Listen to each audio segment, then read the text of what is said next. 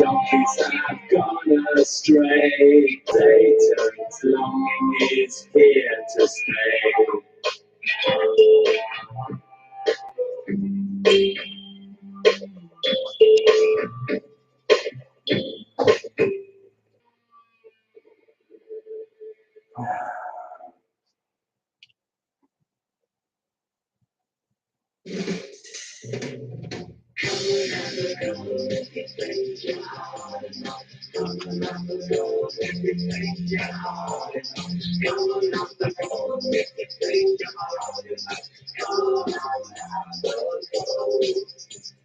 Picking up a map and looking gorgeous. Picking up a map and looking gorgeous. There's a gem that needs downloading. Put around. Oh shit, got some money. Oh, got some money. Oh shit, got some money. Oh. What it is, don't come in a bottle. What it is, don't come in a bottle. The drugs and software and disease. Shoot them up. Oh shit, got some money. Oh fuck, got some money. Oh shit. Got some money, oh, come on, never go if you think you're hard enough. Come on, never go if you think you're hard enough. Come on, never go if you think you're hard enough. Come on, error, irresistible. Error, irresistible. If it ain't right, take a ride. Take a ride. Oh shit, got some money. Oh fuck, got some money. Oh shit, got some money. Oh fuck. Come on, never go if you think you're hard enough. Come on, never go if you think you're hard enough. Come on, never go if you think you're hard enough. Come on, never go. Oh shit, got some money. Oh fuck, got some money. Oh shit, got some money. Oh.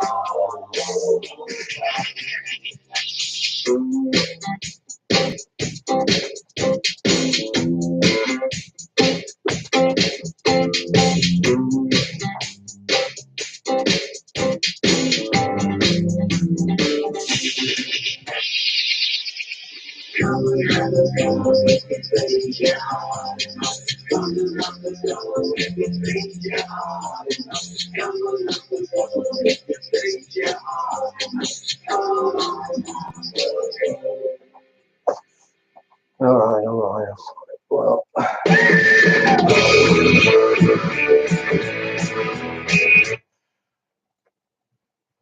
I don't actually have much to say. That's why I thought I would wait to start, besides the fact that there's hardly anyone here. But I think if nothing's going on, then people might not stick around. So yeah, I've got two purposes for being on YouTube again. That's the second week in a row. The first one is this 16 Maps of Hell, which was just simply because somebody commented last week, like, hey, well, when's there going to be a second edition? Well, there's been a second edition available for some months. I'll keep it out just in case I need something to talk about. For some months, which I made public, obviously at my various different sites, Children of Job being the main site, and then horticulture site, Landmade Man is not really working very well right now. Anyway, so I just thought I would make a public announcement at YouTube. 16 Maps of Hell is now available on Barnes & Noble, and it's a self-publishing thing. It's probably available on Amazon as well. In fact, it is. Excuse me. Couldn't really stop that, I don't think. So that's reason number one that I'm here. Reason number two is that I'm doing a public meeting on Zoom, and I'll put the link in the chat as usual. I mean, as I did last week. So it's not really a bit premature to say as usual.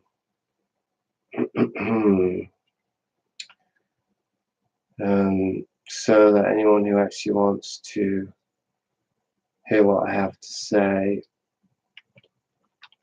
can come over to Zoom in about 20 minutes. That gives me 20 minutes to fill out here on YouTube. As I said, I don't actually have anything particular to talk about. Yeah, well, last week 27 people showed up. And this week there's only been 4. I mean, I guess I waited a bit longer last time. But I also have to wonder if the subject matter, which was what does God want from us, has put people off. I mean, maybe people just don't want to know what God wants from them. Not that I was planning to tell them, obviously. But that is ostensibly the theme for the meeting on Zoom.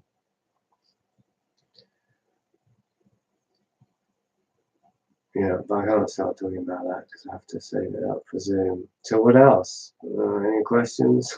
All 3 of you? Wait, 6. Went up to 6. Okay.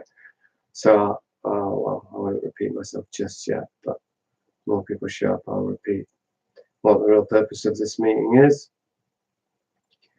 All right, well, I will talk about something that I just heard about from my wife, because I told her she should Substack about this, because it would make a really good article, story, true story apparently, about a space station, an international space station, on which I don't know many of the specific details, but I'll report what I did hear from my wife, which is that they were having problems with a woman who's part of the crew, a lesbian Latina, and diversity hire, who just basically got there and didn't like it. She didn't like, particularly, I guess she didn't like all kinds of things, but specifically she complained about the toilets, and the toilets were just designed for men, but they weren't designed for women. Zero gravity toilets have, well, who knows how they work, but anyway, supposedly they don't work quite so well for women, or at least they have to be designed differently to work for women than for men. Anyway, so she was complaining about that and saying, look, I want to go home. That's the song. It's Spirit of Destiny. And they said, well, sorry, but you can't, because, you know, we can't just give you a parachute. We can't just put you on the next shuttle. Well, we're a space station. So it's going to take 8 months or something for them to actually put until the next, whatever it would be, capsule arrived that would take her back, or maybe all of them, I don't know. So she got so pissed off that she started to sabotage things, and she sabotaged the toilets, and so that there was all this shit and piss that was floating in the zero gravity atmosphere, and that was threatening all of their health, and other things that she did. So basically it's Karen in space, and if you know what Karen is. That's my first girlfriend, was called Karen. She wasn't that kind of Karen. And then the next thing from what I heard was that they tried to placate her by giving her things to do, and giving her a role on, apparently there's some sort of reality TV stream that NASA has for this International Space Station project, whereby they do stuff that people here on Earth can watch them doing. So they gave her this task of going outside the space station and fixing up some minor problem. And supposedly she was so incompetent that she dropped technology. She dropped the toolkit that they'd given her, so they had to come out and give her a second toolkit, and then she dropped that one, and can't remember what happened there. I think they just had to give up and bring her back in, and then she went to further extremes to try and convince them to get rid of her, send her back to Earth. I mean, not just throw her out the nearest whatever the hell you call the doors to space stations. Anyway, what I would have recommended doing personally. She then got a screwdriver or the equivalent thereof and started trying to puncture the sides of the space station. Eventually succeeded. So there was actually a hole in the space station, and they were losing air. And so at that point, it became serious business. And so at that point, the Latina lesbian, sorry, that means to be derogatory. I mean, who needs to be derogatory? Like, the story speaks for itself. One shouldn't have to add anything to it of derogation. Anyway, the lesbian Latina got her way because of, well, basically they're all going to die if we don't get rid of her. And in fact, they had to abandon the mission anyway. That's how she got her way. So then this International Space Station then is returning to Earth. From what I hear, it hasn't actually arrived yet, circling or something like that, but it's going to have to be dumped now because it's completely ruined by the sabotage of the lesbian Latina woman, and so apparently they're going to dump it in the water somewhere. Trillions of dollars. Anyway, who knows if this is true. Apparently the NASA are denying it. They're just saying, well, the thing was old, so it malfunctioned and we have to abandon, but they're not confirming anything about this act of sabotage from the diversity hire member of the crew. And apparently it's coming from Russia, so of course you can say, well, it's Russian anti-American propaganda, which it could be. It's very ingenious and very clever if it is, because it's a compelling story that's also quite credible and is likely to have legs once people start hearing about it, because it makes such a great story. No, apparently this happened. But exactly, it sounds like a movie. I think it would make a great movie or a great short story. I've got some links actually. I guess now that I've talked about this much, I can send you all a bit of info about this. It sounds, my impression is that this isn't really doing the rounds much. You would think it would get picked up and just become a favorite story for the anti-woke hordes. That's probably too much. Yeah, it's too much. All right, so that's a limit which I put in. Yeah, you would think it would be a very popular story, wouldn't you? Her name is Serena Aunion Chancellor, which is a very odd name for a Latino, for anyone. Last name, I mean. Christ almighty, this YouTube chat is worse than Twitter. What have they got against long comments? I guess they just want it to be punchy. Nope, even that didn't work. There's that first part.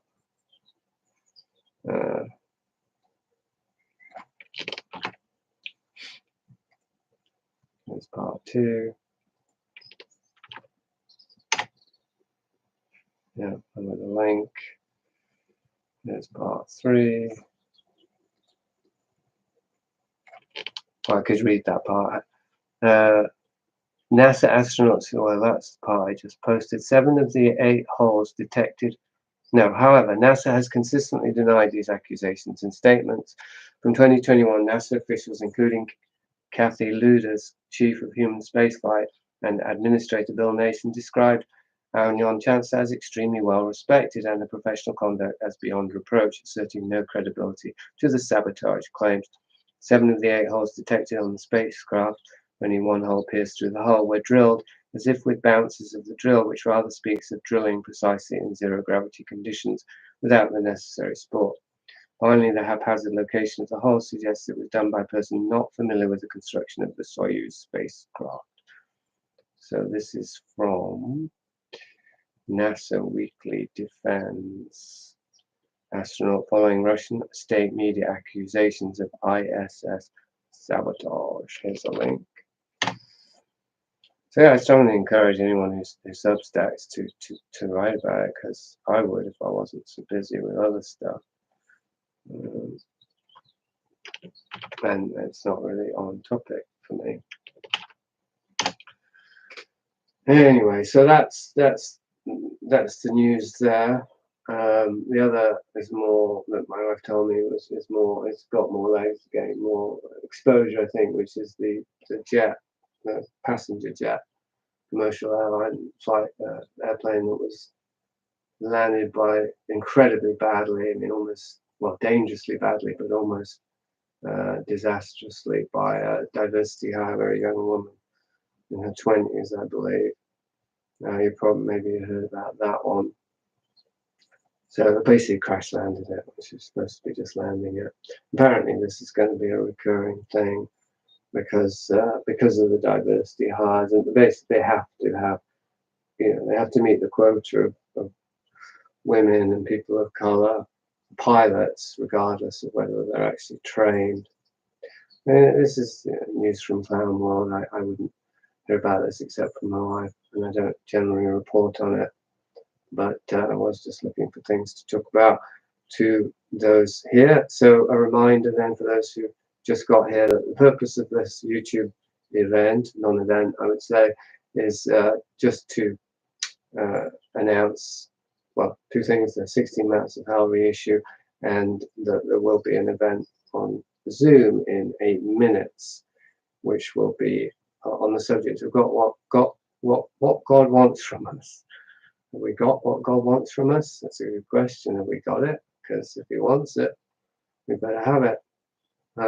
Anyway, you can interpret that how you will. Don't worry, it's not going to be a Christian polemic. I don't expect to try to answer that even. I just wanted a theme. It's more about how do we know? How do we know what God wants from us? I mean, that's a non-rhetorical question. But is there a way to gauge?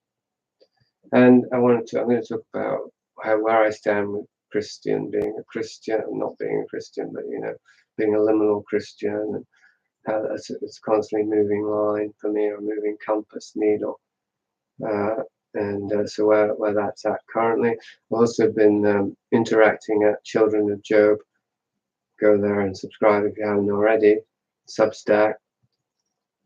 With I won't say a Marxist because that would be unfair, but a young, very smart and well-read guy who is defending Marx anyway.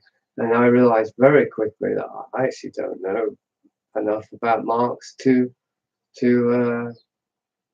criticize him. It's all just in the air right now, like the shit on the space station that the Latina lesbian unleashed on the crew, floating around like microparticles of shit everywhere. It's the same with, suppose it's the same with cultural Marxism, and I more or less have gone along with that because of what I know about Fabians, or what I researched about Fabian society. But I'm saying there's also these microparticles of anti-woke and anti-Marxism that's just in the air. So we breathe them and then we belch them out. And like I'm anti-woke and I'm anti-Marxist. I used to say I'd never be anti-anything, because why do you want to define yourself against something? That's a negative identity. That's a bad idea. But I've fallen into it a bit. I mean, woke was just so repellent, and the transgender push is so destructive that it's very hard not to want to take a pretty hardline position there. But the Marxism thing, I mean, I don't know. With Doug Lane for a time, he was a Marxist. It was quite annoying. You see, to me, any ideology is too much.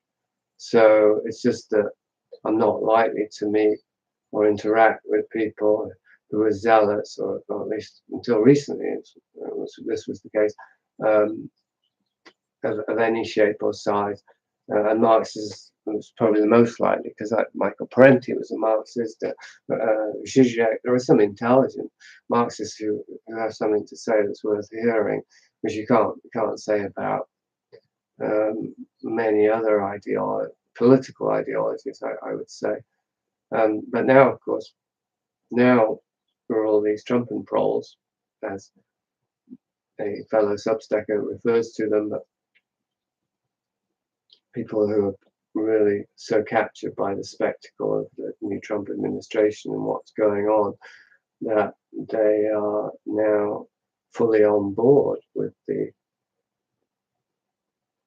ideological agenda. But it's not. I mean, there is an ideology, of course, that's being used there. It's an anti-work ideology, and it's a somewhat traditionalist, and whatever else is in the Trump ideology. But as with all of these social engineering administrations, the ideology is just a tool. It's not as though we believe them. The practitioners, the administrators believe the ideology they're using to implement their agendas. So it's pretty irrelevant. And yeah, what I can't understand is how.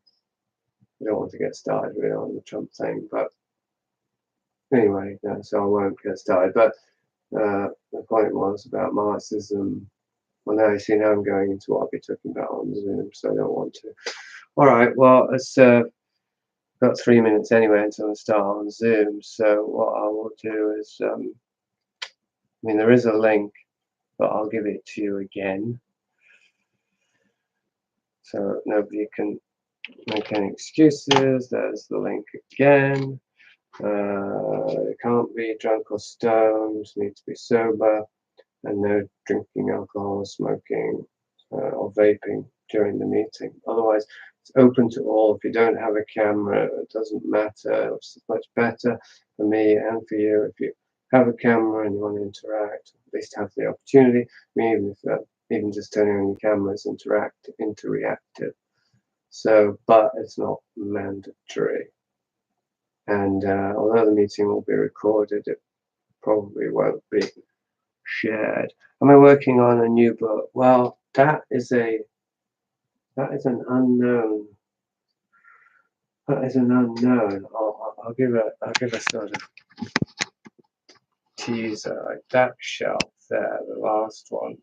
Like almost all those books are recently ordered books. That I'm researching an area in history with this idea that maybe I'm going to write a book, but I haven't figured out exactly what the book would be about, except this period in history, which is for a specific reason. But so far, no, I'm not working on a new book. I'm just reading a hell of a lot more than I have in ages. But I don't quite know what I'm researching, except, as I say, a period in history, my formative years, well, because it interests me, really. So it's I wouldn't say it's light reading, but it's reading that I find entertaining. I'm also just reading about Dostoevsky and the writing of Crime and Punishment. All right, well, I'm going to sign out here and go over to Zoom. So you're invited and very welcome over on Zoom, and I will pick up there where I more or less left off here. So that's all from me on YouTube for now. Come over to Zoom, and don't forget to join in the explorations at childrenofjob.substack.com. That's Job, G-O-B. Okay, bye for now.